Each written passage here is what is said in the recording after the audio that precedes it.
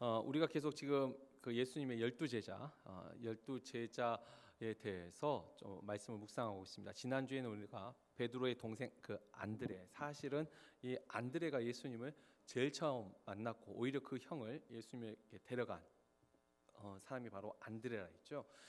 이 안드레에 대한 평가를 여러 방면에서 내릴 수 있지만 저는 이 안드레를 겸손한 조력자라, 정말 하나님을 향한 그 주님에 대한 또 사랑과 믿음으로 겸손히 자기 자리에서 돕는 사람으로, 조력자로서 이 안드레, 그러니까 앤드류, 영어식 이름으로 앤드류의 섬김을 우리가 지난주 묵상했습니다. 자, 오늘은 이제 두 번째로, 순서는 아니지만 사실 이 열두 제자에 대한 기록이 이 요한복음에 가장 많아요. 아무래도 이 마태하고 요한이 실제 열두 그 12사도 중에 한 사람으로 복음서를 적었는데 이 요한이 좀 더 동료들에 대한 기록을 좀 많이 남겼습니다. 오늘 우리가 이제 두 번째로 생각해 볼 12사도 중에 한 사람은 바로 이 나다나엘입니다. 사실 예수님의 열두 제자 이름이 마태복음 10장에도 나오고 마가, 누가 다 나오는데 거기 보면 실제 예수님의 열두 제자 이름을 쭉 나열할 때는 나다나엘이라는 이름이 없습니다. 거기는 바돌로메라는 이름으로 나옵니다. 바돌로메. 그런데 이 바돌로메는 실제 이름보다는 그 사람을 그냥 부르는 일반적인 이름이라고 볼 수가 있는데, 이 바돌로메 뜻이 뭐냐면 돌로메 아들이라는 뜻이에요. 그러니까 그 사람의 고유명사의 이름보다는 이건 돌로메의 아들이다, 이 바돌로메. 그래서 우리가 실제 이름은 나다나엘, 이 하나님이 주셨다, 하나님의 선물이라는 뜻인데, 이 나다나엘이 실제 이 바돌로메의 그 이름이고 나다나엘을 그냥 돌로메의 아들이라고 불렀던 것 같아요. 근데 아무튼 이 바돌로메가 왜 나다나엘이냐라고 우리가 생각할 수 있는 근거가, 이 예수님의 열두 제자를 기록할 때 보면 늘 이렇게 짝을 지어서 기록을 했어요. 일단은 그 베드로와 안드레 형제지간, 또 요한과 야고보 이렇게 형제지간으로 이렇게 짝을 지고, 이 바돌로메는 늘 빌립과 짝을 지어서 나와요. 오늘 우리가 사실 읽었던 본문에도 보면 빌립이 그 친구 나다나엘을 찾아가는데 항상 이 나다나엘, 그러니까 바돌로메는 빌립하고 같은 짝을 이룹니다. 그리고 나중에 우리가 요한복음 21장 그 2절 그 3절 한번 말씀을 보면은 예수님이 이제 십자가에 못 박혀 죽으시고 부활하셨어요. 그런데 부활하신 후에 이 제자들을 그 갈릴리에서 만나자고 했는데, 아직 주님이 나타나기 전에 잘 보시면 2절에 시몬 베드로와 디두모라 하는 도마와 갈릴리 가나 사람 나다나엘과 세베대의 아들들과 또 다른 제자들이 함께 있더니, 여기 보면은 예수님의 그 열두 제자들 이름이 쭉 나오는데 바돌로메라는 이름이 나오지 않고 여기서는 나다나엘이라고 나옵니다. 그러니까 정식으로 열두 제자 이름을 말할 때는 바돌로메를 썼지만 실제 어떤 그 일화, 에피소드를 기록할 때는 나다나엘이라는 이름을 써요. 그래서 우리는 이 바돌로메가 나다나엘과 같다. 그리고 이건 지금까지 기독교 전승에서도 계속 그와 같이 인정을 합니다. 자, 아무튼 그렇다면 이 바돌로메가 이 나다나엘이라고 우리가 생각한다면 이 나다나엘은 어떤 사람이었는가? 그게 이제 오늘 본문에 나타납니다. 일단 43절을 보시면, 43절 44절 보면 먼저 예수님을 만난 사람은 빌립입니다. 근데 이 빌립이 그리고 다음 주에 우리가 빌립을 볼게 될 텐데, 사실 열두 제자 중에 기록상으로 제일 먼저 주님께서 제자로 부른 사람은 베드로가 아니라 사실은 빌립입니다. 제일 먼저 만난 사람은 안드레고, 그냥 제자로 나를 따르라고 주님이 부르신 첫 사람은 빌립이에요. 근데 아무튼 이 빌립을 만나서 너는 나를 따르라. 그리고 이 빌립은 그 지난번 안드레와 같이 요한의 두 명의 제자가 예수님을 처음 만나지 않습니까? 그때 한 명이 안드레고 한 명이 빌립이라고 전승에서 이렇게 말합니다. 그러니까 아무튼 빌립도 세례 요한을 따르다가 주님을 만났던 것 같아요. 그리고 그날 안드레는 바로 자기 형 베드로를 데려다가 간 거고, 이 빌립은 그 다음 날 주님이 나를 따르라 해서 그때 이제 주님을 따라간 것 같아요. 자, 아무튼 이 빌립을 주님이 부르셨어요. 그리고 이제 44절 보면 빌립은 안드레와 베드로와 한 동네 벳세다 사람이라. 이 빌립도 베드로와 안드레처럼 벳세다 같은 동네 사람이에요. 그러니까 친구라고 볼 수 있겠죠.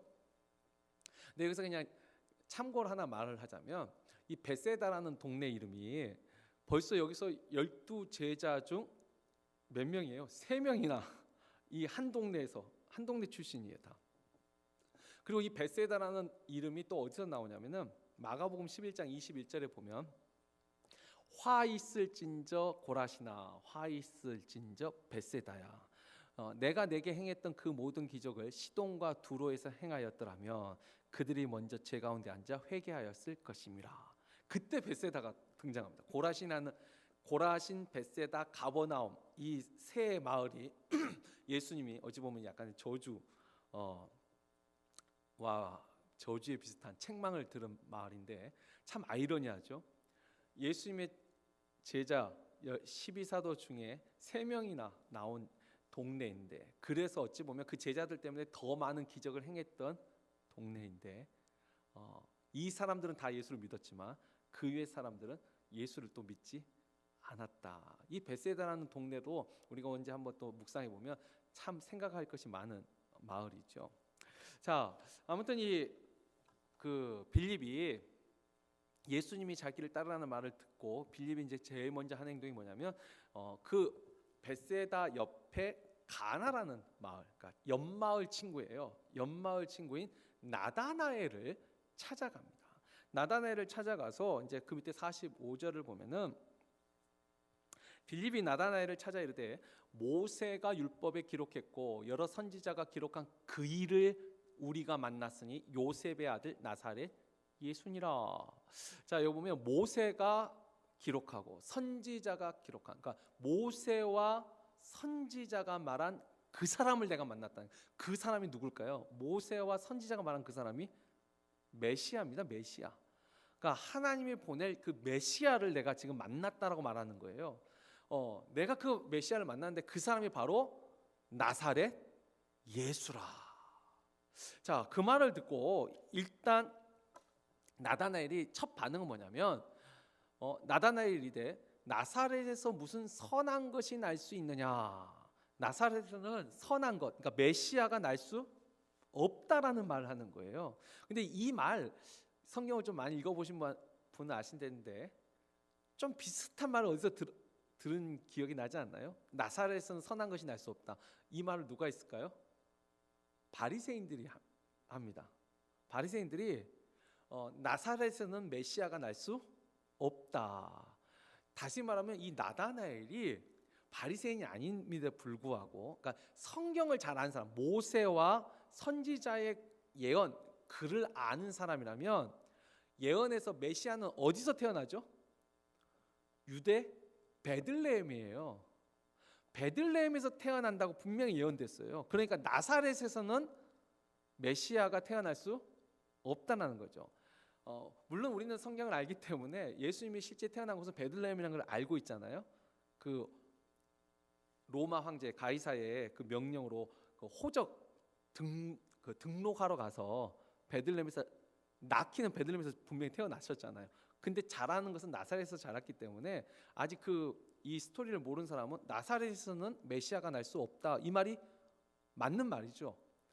아니, 성경에도 예언됐는데 나사렛에서는 선한 것이 날 수 없다. 바리새인과 똑같은, 적어도 비슷한 수준의 성경 지식을 지금 나다나엘이 가지고 있는 거죠.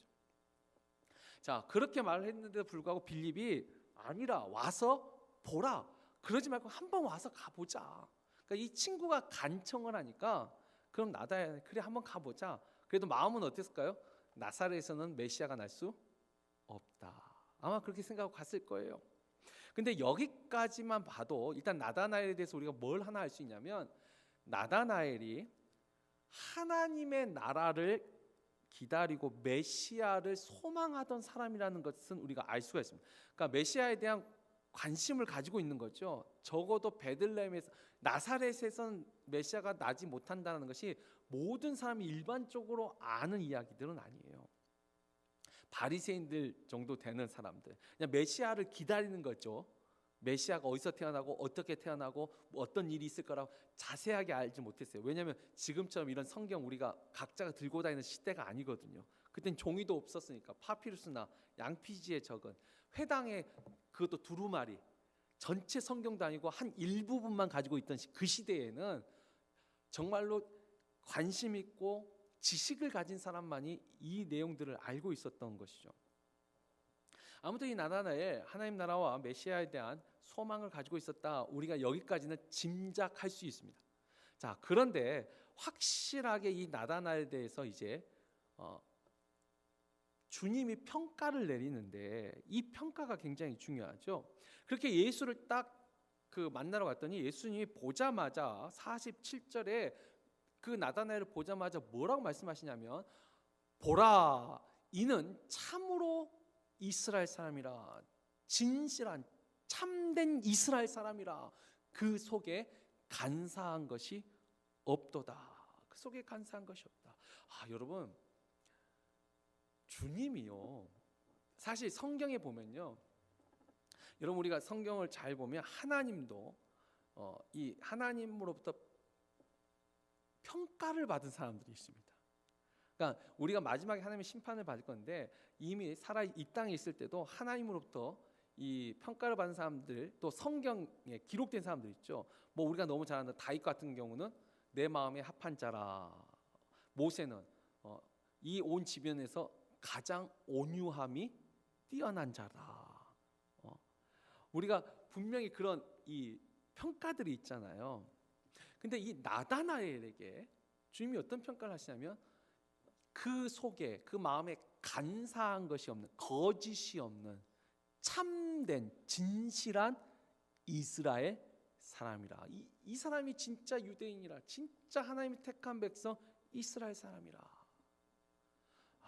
이런 평가받는 게 참 쉽지 않지요. 왜냐하면 주님은 이 당시도 이후는 더 많이 신랄해지셨지만, 바리새인들 보고는 이 독사의 자식들아, 그러니까 좋은 평가를 받는 사람도 있지만 참 신랄한 평가를 받는 사람도 많아요. 그 안에 불의가 가득한 자요, 거짓이 가득한 자요, 사악한 자라는 표현부터 해서 독사의 자식들아, 회칠한 무덤들이라. 주님 얼마나 정말 신랄하게 말씀하셨어요. 근데 이 나다나엘은 보고 진실한 사람이라, 참 이스라엘 사람이라 칭찬을 하셔요. 일단 이 반응을 잠깐 좀 보자면, 나다나엘이 그걸 듣고 나서 일단 자기에게 좋게 말하니까 기분 나쁘진 않겠죠. 그러나 의심이 생긴 거예요. 아니, 저 사람 지금 언제 나를 봤다고? 이제 처음 봤잖아요. 자기도 지금 예수를 처음 봤으니까. 처음 본 나를 보고 거짓이 없다, 진실하다, 참된 이스라엘 사람이라. 기분이 그렇게 나쁘진 않았겠지만, 당신이 나를 언제 봤다고? 어떻게 나를 아십니까? 질문하는 거예요. 그랬더니 주님께서 다른 거 말씀하시고, 내가 빌립이 너를 부르기 전에, 그러니까 너를 만나러 가기 전에 너가 무화과 나무 아래에 있을 때 보았다. 그 말은 뭐죠? 지금 빌립이 자기를 데리고 왔잖아요. 근데 자기도 모르는 사이 빌립이 예수님한테 슬쩍 귀띔을 했을까 하고 의심을 할 수도 있잖아요. 근데 주님이, 그러니까 빌립이 나다나엘을 만날 때는 무화과 나무 아래에 있었던 건 아니에요. 근데 빌립이 너를 만나러 가기 전에 너가 있었던 무화과 밑에 있었던, 빌립을 만나기 전에 네가 무화과 나무 아래에 있을 그때에 내가 너를 보았다. 그러니까 나다나엘 입장에서는 이건 빌립이 가르쳐 준 것도 아니에요. 놀란 거죠. 이게 바로 예수님의 이제 전지, 모든 것을 다 하시는 전지한 능력을 주님께서 지금 나다나엘에게 보여주시죠. 전지적인 능력을 보여주신 거예요. 그러니까 이 밑에 49절에 보면 나다나엘이 너무 놀란 거죠. 그러면서 고백하기를, 라삐여, 아직까지는 메시아요, 이런 주여라는 표현보다는 라삐여, 선생님이요. 그러나 고백을 하는 거죠. 당신은 하나님의 아들이시오. 사람은 모른다는 거예요. 사람은 이렇게 할 수가 없어요. 정말 당신은 하나님의 아들이시오. 당신은 이스라엘의 임금이로소이다. 여기서 이스라엘 임금이라는 것이 곧 메시아라는 고백이에요. 그러니까 우리는 마태복음 16장 16절에 베드로의 고백, 주는 그리스도시요 살아계신 하나님의 아들이시니이다. 우리는 너무 그걸 많이 들어가지고 베드로가 처음 이 고백을 한 것 같지만 우리가 지난주에도 봤죠. 안드레도 분명히 주는 그리스도시요 메시아라고 안드레가 사실은 어찌 보면 제일 먼저 고백을 해요. 그런데 그 다음 날만 그 빌립도 내가 모세와 선지자가 예언한 그 사람 메시아를 만났다. 빌립도 사실 주님을 만날 때 다 메시아라는 고백을 하고 있어요. 나다나엘도 하나님의 아들이시오 이스라엘의 임금 메시아입니다. 자, 예수님의 이 제자들이 다 그래도 초반에 다 이와 같은 신앙 고백을 했다는 게 참 중요해요. 그래서 그런 거예요. 우리가 그래서 믿음은요, 우리가 결단해서 믿은 게 아니고 하나님이 정말 믿도록 주신 은혜예요. 적어도 첫 믿음은 하나님의 전적인 은혜예요. 선물이에요. 자, 아무튼 이렇게 나다나엘이 고백하니까 주님께서 이제 그 밑에 50절에 이제 보면은 내가 너를 무화과 나무 아래에서 보았다 함으로 믿느냐? 겨우 그것 가지고 믿느냐? 아니, 너가 이보다 더 큰 일을 보리라. 일단 보리라 말씀하세요. 그러면서 무엇을 보냐면 그 밑에 51절에 보면 내가 진실로 진실로 너희에게 이르노니 하늘이 열리고 하나님의 사자들이 인자 위에 오르락내리락 하는 것을 보리라. 더 큰 일을 볼 것인데 하늘이 열리고 이 하나님의 사자들 천사들이 인자 그러니까 예수님 위에 오르락내리락 하는 것을 보리라. 근데 이것이 환상을 통해서 예수님 머리 위에서 천사가 왔다 갔다 하는 그거 본다는 말이 아니고 이건 지금 야곱의 꿈을 인용하신 거예요. 그 야곱이 그 형 에서를 피해 그 삼촌 집 라반의 집으로 도망갈 때 베델에서 돌베개고 자잖아요. 그때 꿈을 꿀 때 베델에 하늘이 열리고 자기 꿈속에 사다리가 있고 거기에 하나님의 사자들이 오르락내리락한 것을 보았잖아요. 지금 그 표현을 인용한 거예요. 그러니까 궁극적으로는 천사가 예수님 머리에서 왔다 갔다 하는 그것을 본다는 게 아니라 야곱이 그걸 통해서 본 게 뭐죠? 하나님의 나라를 본 거예요. 하나님이 계신 그 나라를 야곱이 본 거죠. 그래서 결국 주님이 하신 말씀이 이거죠. 너가 더 큰 일을 볼 것인데 하나님의 나라를 볼 것이다. 그리고 이 하나님의 나라를 볼 것인데 그것도 두 가지가 의미가 있어요. 여러 번 말씀드렸듯이 하나님의 나라는 두 가지가 있죠. 이 땅에서 이루어지는 하나님 나라와 마지막 때 이루어진 영원한 하나님의 나라. 앞으로 나다나엘이 보게 될 더 큰 일은 뭐죠? 당장은 이 땅에서 이루어지는 하나님의 나라. 그래서 앞으로 예수님의 제자가 돼서 따라다니면서 뭘 보게 되죠? 귀신이 쫓겨나고 안진뱅이가 일어나고 날 때부터 소경이 눈을 뜨고 심지어 죽은 사람이 살아나고 그러니까 이 땅에서도 이루어지는 그 하나님의 나라 그 놀라운 큰 일을 나다나엘 너가 볼 것이요. 또한 나중에는 어떻게 해요? 나중에 하나님 나라에서 영광의 그 12사도 중에 한 사람으로 그 영원한 하나님 나라를 볼 것이다. 사실은 예언이고 그리고 이 예언은 이제 곧 성취가 되죠. 나다나엘이 이제 예수님의 제자가 돼서 따라다니면서 실제로 이루어지는 하나님 나라를 보게 되었으니까. 자, 결국 우리가 이 나다나엘에 대한 이제 이 기록을 보면은 우리가 예수님의 12제자를 통해서 제가 처음 지난주에 말씀드렸듯이 예수님의 12제자 공부하고 시험 치려고 하는 게 아니죠. 이 예수님의 12제자의 모습이 곧 어찌 보면 우리들의 모습, 예수님을 따르는 제자들의 모습, 우리 하나의 롤 모델이 될 수 있는 거죠. 그 지난주 안드레 같은 경우는 겸손한 조력자의 모습, 그 모습이 바로 그리스도의 제자의 모습이구나. 또 하나, 오늘 이 나다나엘을 통해서 우리는 어떤 걸 배울 수 있을까요? 적어도 진실한 믿음을 가진 참 이스라엘 사람, 그러니까 진실한 믿음을 가진 사람이 그리스도의 제자의 모습이라는 거죠. 적어도 이 나다나엘은 속에 간사한 것이 없었어요. 거짓이 없어요. 바리새인들처럼 메시아를 기다린다고 말을 하면서도 하나님의 뜻을 어기는, 율법을 지킨다 말하면서도 율법을 어기고 사는 진실한 행함 없는 죽은 믿음이라면, 적어도 나다나엘은 진짜 진실한 믿음을 가지고 하나님의 나라와 메시아를 기다리고 있었다는 거예요. 우리도 정말 주님이 우리를 딱 봤을 때, 너는 속에 거짓이 없는 진실한 참 하나님의 자녀여 진실한 그리스도인이라, 그리스도의 제자라. 우리도 그런 평가를 받아야 되지 않겠습니까? 여러분, 그 진실한 믿음이란 게 뭐예요? 정말 순수하게 하나님 나라를 사모하는 마음이에요. 지금 우리에게는 다시 오실 재림하실 예수를 기다리는 마음이죠. 이 당시 나다나엘은 초림하는 메시아를 기다리는 순수한 믿음이고, 지금 우리에게는 이미 초림은 하셨고 다시 오실 주님을 내가 정말 진실하게 믿는 믿음으로, 그러니까 내가 교회 생활하면서 신앙생활하면서 내가 어떠한 믿음으로 교회를 다니는지, 이게 하나의 공동체, 사교 모임, 어떤 상당기가, 기타 여러 좋은 프로그램, 교육기가 다양한 거 많이 있잖아요. 근데 우리가 그 속에서도 비둘기같이 순수한 믿음을 가지고 정말 하나님의 나라를 사모하고 그 나라를 소망하고 다시 오실 예수님을 우리도 기다리고 있느냐라는 거예요. 적어도 우리가 나다나엘을 통해서는 그 주님이 내신 평가 속에 나도 주님한테 평가를 받을 텐데, 그렇죠. 우리가 이제 주님께 받을 제 자신이 또 바라는 평가 중에 하나는 잘했다, 착하고 충성된 종아.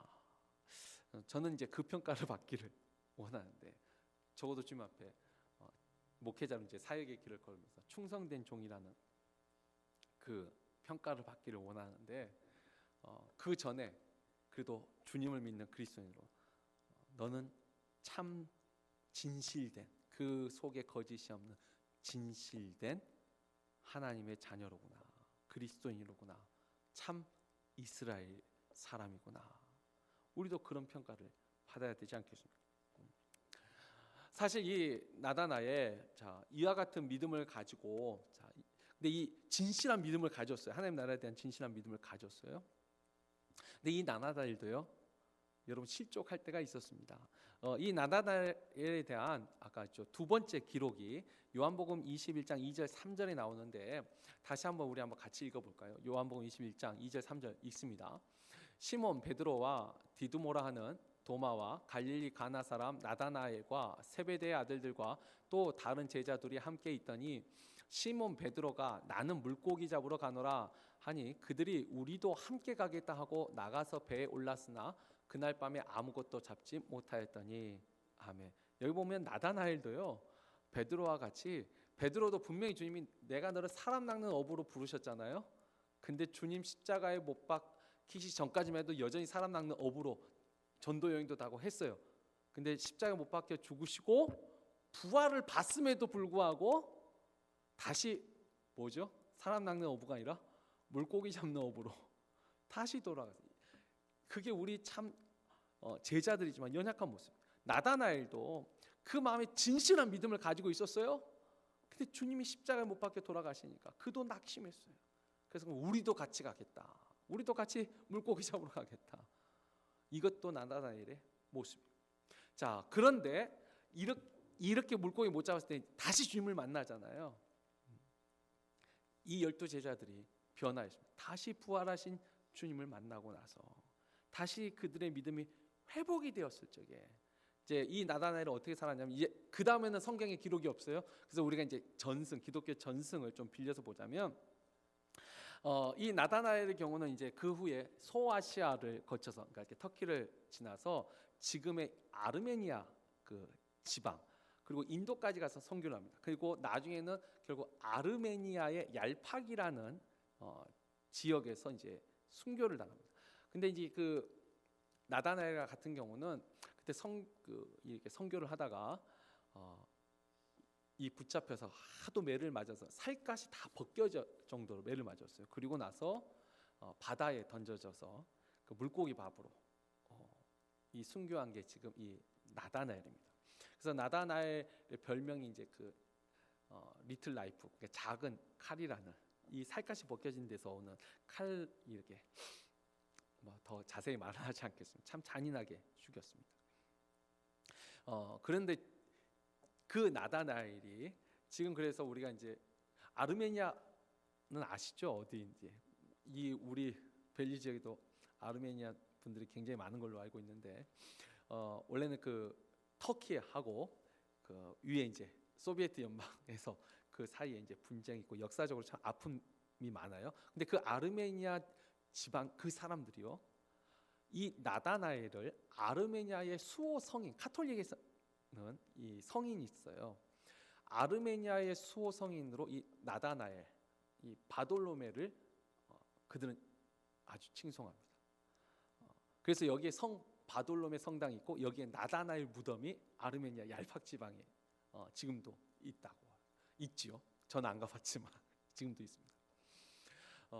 다시 말해서 이 나다나엘, 그 진실한 믿음을 가지고 잠시 낙심했지만 다시 그 부활하신 주님을 만나고 이 소아시아를 지나서 저 아르메니아까지 가서 거기서 순교하면서 그 사람들에겐 지금도 아르메니아를 지켜주는 수호 성인으로 이 바돌로메 나다나엘을 지금도, 그래서 아르메니안 중에서는 그 이 성 바돌로메 축일이 있대요. 저도 거기까지는 모르겠어요. 저도 미국에 와서 사실 뭐 아르메니아 사람을 처음 그 만나고 듣는 것도 여기서 들었기 때문에 그들의 풍습에 대해서 잘 모르지만, 그 설교를 준비하면서 찾아보니까 아르메니안들은 이 성 바돌로메 축일을 지킨다고 하더라고요. 자, 아무튼 이제 말씀을 맺습니다. 우리가 이 나다나엘의 그 생애 정말 짧게 기록되어 있어요. 그렇지만, 그리고 많이 기록되어 있지도 않아요. 짧지만 그래도 우리에게 참 도전을 주는 주님의 평가를 받았어요. 너는 그 속에 거짓이 없나, 간사한 것이 없나, 진실된 이스라엘 사람이라.